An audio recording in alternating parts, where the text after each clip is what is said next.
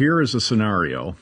Gavin Newsom goes to Washington, D.C., and he has meetings with, someone, because Joe left for Saudi Arabia a day or two before that. Mm-hmm. So he wasn't going to meet with the president. He was going to meet with somebody else or some other groups of someone else in the White House, though. He didn't go downtown. He went to the White House.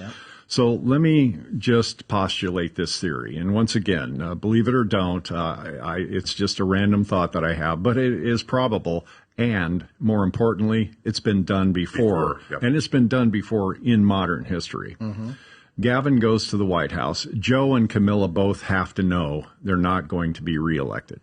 Mm-hmm. The Democratic Party knows it. I believe pretty much everybody on the planet knows it. Maybe Jill hasn't told her husband yet because, he's not capable of cognitive thought. But he might be the only one that doesn't know it. So Gavin goes to the White House, and here's the scenario.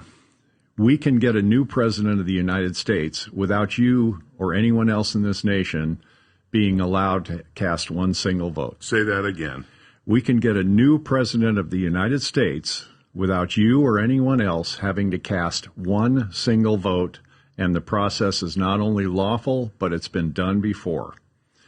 So let's just imagine that someone goes up to Camilla Harris, and it'd have to be somebody big in a company that's big or a foundation that's big or someone with lots and lots of money, because this has to have the air of legitimacy, and it cannot leave her with the besmirched reputation as though she has a reputation now, besides being Willie Brown and Montel Williams' girlfriend.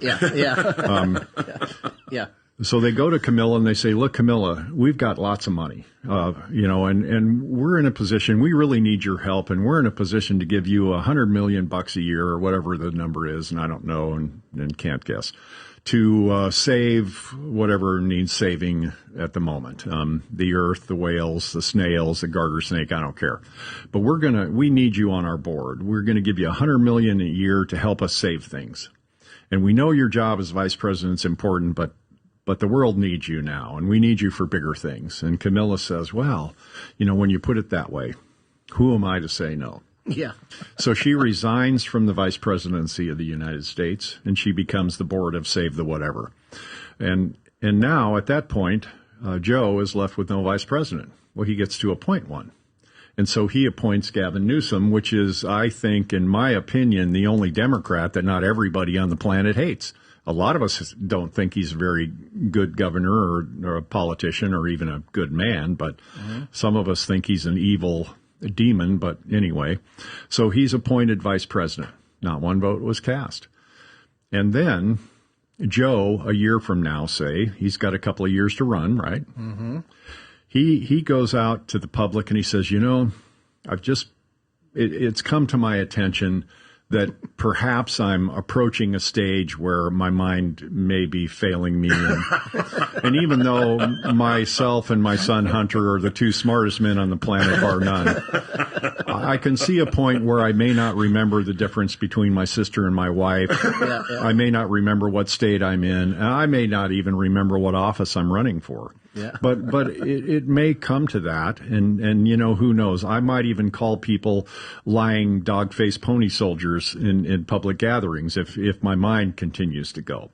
I feel like I owe the American people more. I need to step aside as president because of my impending medical condition. And he does. There's nothing stopping a president from resigning, and the 25th Amendment has the process encoded in it. So Joe resigns. Now who's president? Gavin Newsom. Gavin Newsom is president. Not one single vote was cast. And now Gavin is in a position of appointing a vice president. Stacey Abrams. Stacey Abrams or someone else equally reprehensible to most of us would probably be his pick because he's that kind of guy. So now we have a president and a vice president that no one voted for. Well, as it happens, when conservatives retake Congress, and pretty much that's a foregone conclusion unless the Republican Party, and believe me, they have a history of doing this very thing, they trip all over themselves and blow it. But barring that, we are in a position to retake Congress and retake control of the Senate, and it looks pretty good. Mm-hmm. So now all of a sudden it comes up that the smartest... And that would be in November. Right. Now it comes up that the smartest two men in the world have had some shady financial dealings, and they may not only face indictment, but they may face some serious prison time. Well, what happens? Well, Gavin pardons the pair of them. Yeah. Like Ford pardoned Nixon. Like Ford pardoned Nixon. And, Wow. and this has all happened before. When Nixon was president, Right. Agnew got into trouble legally for taking some money that didn't belong to him. Right. So he resigned as vice president. Nixon selected Ford to replace him. Nixon gets in a little legal trouble later. He resigns as president. Ford becomes president. Ford appoints the new president or new vice president, and his first official act is to pardon Nixon. And not one single vote was cast. Not one. Now, at the time, no one got too upset about it because it appeared that that whole thing had the premise of lawful conduct and constitutionality, and it does, really. I mean, none of that stuff was unlawful. You may not like it or you may have liked it, but none of that was unconstitutional and none of it was unlawful. And what has been done can be done. And don't think someone isn't thinking about it. I'm not saying this is going to happen. I don't know. It's just a thought. But it has been done before, and there are some very smart people pulling